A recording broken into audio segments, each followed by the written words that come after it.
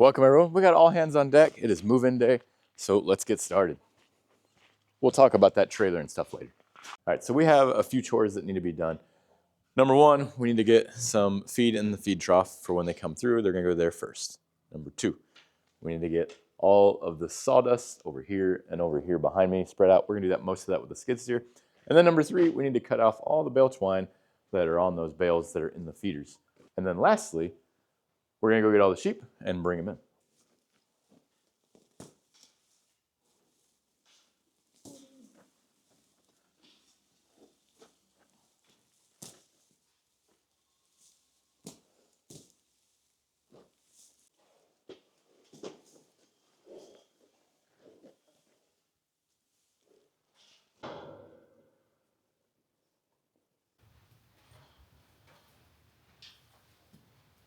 Is it getting close to being your favorite time of the year, Spirit?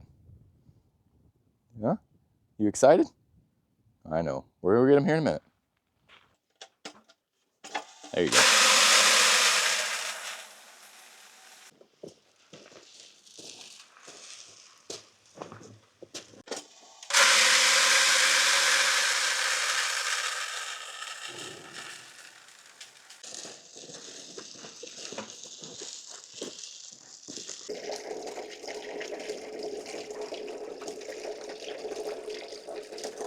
All right, so this is pretty much how the barn usually looks when we bring them in here. You can tell all the sawdust is kind of lumped around. That's actually why you see Chrissy over here kicking it around a little bit. We don't worry about getting it perfect because what's going to happen when these guys walk in is they're going to mess it up anyway. So even if you got it perfect, it wouldn't matter.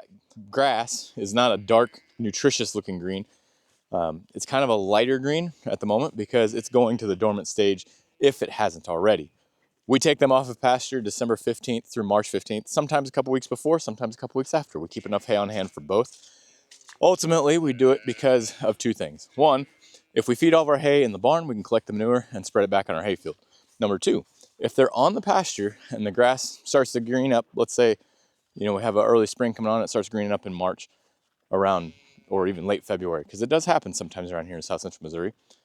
They'll start eating that down, and then that grass that was, say, 4 or 5 inches tall, now it's eating down well below the 4-inch mark, and they're going to start bringing on parasites and getting a heavy load of them. That is why we do this. I guess I should have said there's 3 reasons. That's the other reason. We generally try to be in the barn before they start lambing. And this is the real reason why. Because if you don't separate them pasture-wise, this is what happens. Mom and baby get separated by pasture fence. And this mom's actually doing a good job in walking them down the fence line to try to catch up and get them back together. However, it's still a struggle. That's actually why we're out here walking rather than just calling them all and seeing them go on. I'm counting a total of 6 babies. Okay, I'm taking sheep to the barn. Don't take them to the barn yet. Just take them up to that fence line because there's a mom right here that's not moving yet. She's still got laying down with her baby, and I'm not sure if she has another one that she's giving birth to. Okay, well, that black one and its mom are separated on the fence. Do you want me to grab it? They're coming down it. She's walking down.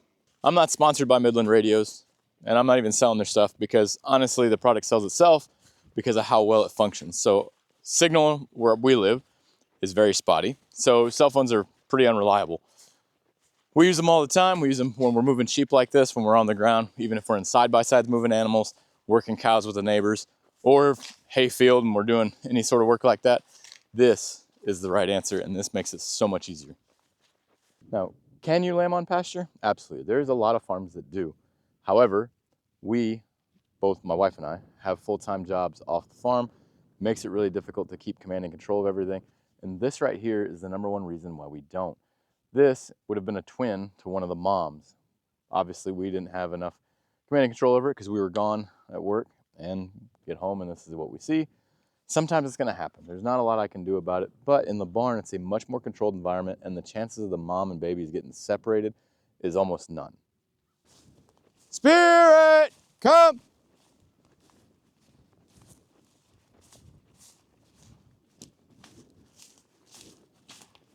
There she is.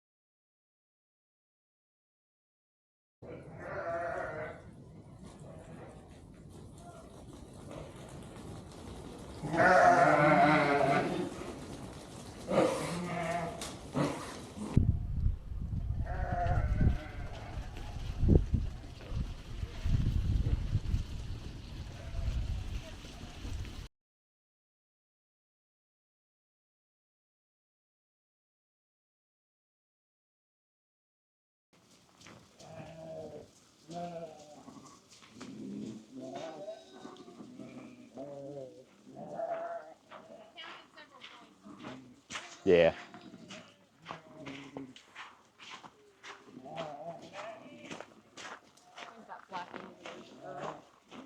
I see a sack. These two are boys over here. Oh, the black. Yeah, the black. This one right here is a boy, and that brown one with the white spots are boys.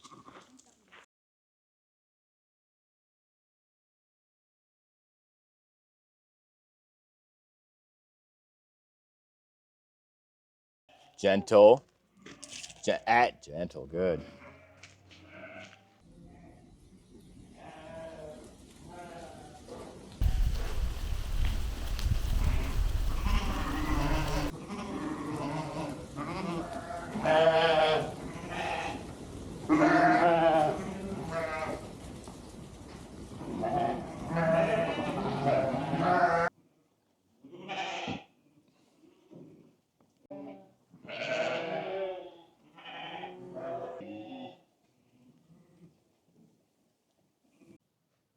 Were you a good girl?